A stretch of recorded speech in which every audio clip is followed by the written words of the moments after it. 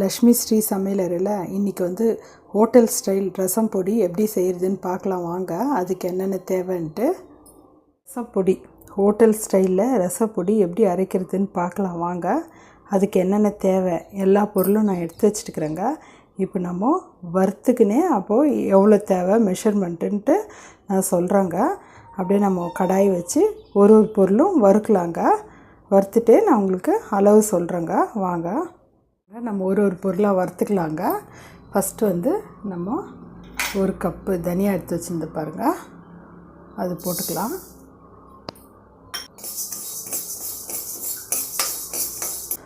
லைட்டாக ரோஸ்ட் ஆனால் போதுங்க, ரொம்ப தீய வைக்கக்கூடாதுங்க.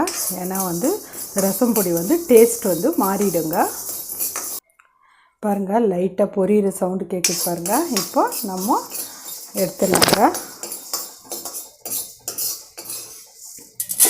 அடுத்து நம்ம சீரகம் போட்டுக்கலாங்க.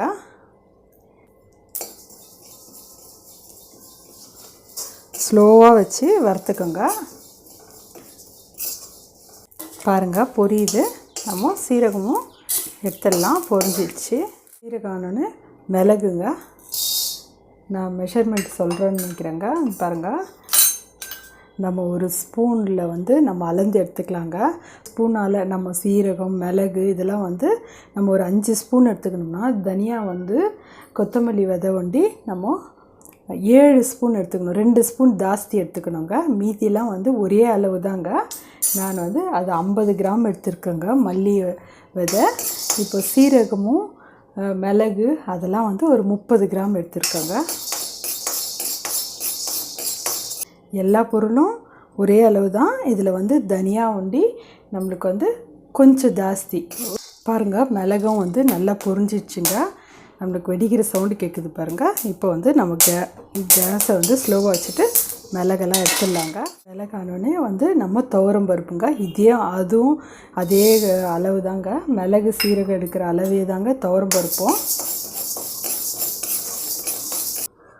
பாருங்கள் துவரம் பருப்பும் நம்மளுக்கு செவந்து வந்துடுச்சுங்க. இப்போ அதுவும் எடுத்துடலாங்க. நம்ம துவரம் பருப்பு எடுத்தாச்சு. நான் ஒரு 10 காஞ்ச மிளகாய் எடுத்து வச்சுருக்கேங்க. அதுவும் போட்டு நம்ம வறுத்துக்கலாம். பாருங்கள் காஞ்ச மிளகாயும் செவந்துடுச்சுங்க. நம்ம எடுத்துடலாங்க. வந்து நம்ம பெருங்காயம் போட்டுக்கலாங்க.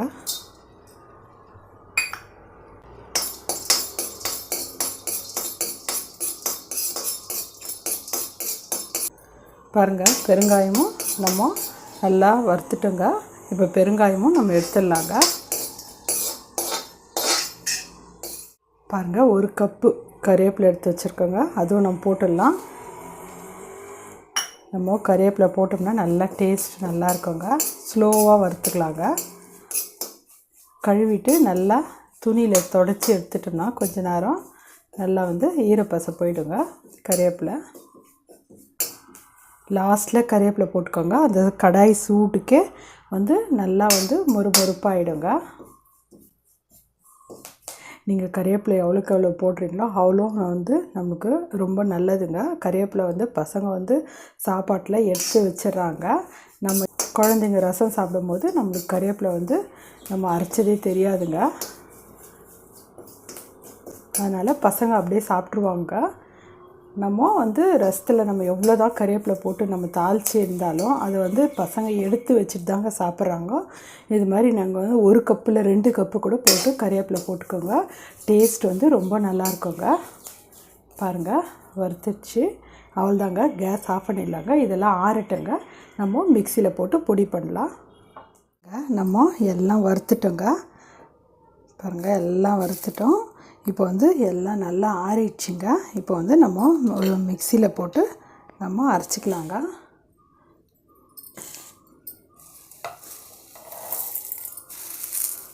பாருங்கள் கறிவேப்பிலாம் வந்து எவ்வளோ தூள் ஆயிடுச்சு. இந்த மாதிரி நம்ம வறுத்துக்கலாங்க. டேஸ்ட் வந்து ரொம்ப நல்லாயிருக்குங்க. இந்த பொடி வந்து நம்ம ரெடி பண்ணி வச்சுக்கணும்னா 3 மாதத்துக்கு கூட அரைக்க தேவையில்லைங்க. பாருங்கள் இதெல்லாம் ஆயிட்டோன்னே நான் மஞ்சள் தூள் வந்து ஒரு 1/2 ஸ்பூன் எடுத்து வச்சுக்கிறேங்க. அது கூட போட்டுக்கலாங்க. நம்ம இதோட போட்டு இது நம்ம அரைச்சின்னு வந்துடலாங்க. பாருங்கள் அரைச்சின்னு வந்துட்டோங்க. நம்ம வந்து இவ்வளோ வந்து நைஸாக அரைச்சா போதுங்க, ரொம்ப நைஸாக அரைக்க தேவையில்லைங்க. நீங்கள் ஒரு முறை இந்த பொடி செஞ்சு பாருங்கள், டேஸ்ட் வந்து ரொம்ப நல்லாயிருக்குங்க. கறிவேப்பிலை வந்து கொஞ்சம் ஜாஸ்தியே போடுங்க, ரொம்ப நல்லதுங்க. நல்ல வாசனையோட இந்த பொடி வந்து 3 மாதம்னாலும் நல்லா இருக்குங்க. பாருங்கள் ரெடி ஆயிடுச்சுங்க. நீங்கள் ஒரு டைம் இந்த மாதிரி ரசம் பொடி செஞ்சு பார்த்துட்டு உங்கள் ஃபீட்பேக் எனக்கு சொல்லுங்கள். லைக் பண்ணுங்கள், ஷேர் பண்ணுங்கள், சப்ஸ்கிரைப் பண்ணுங்கள்.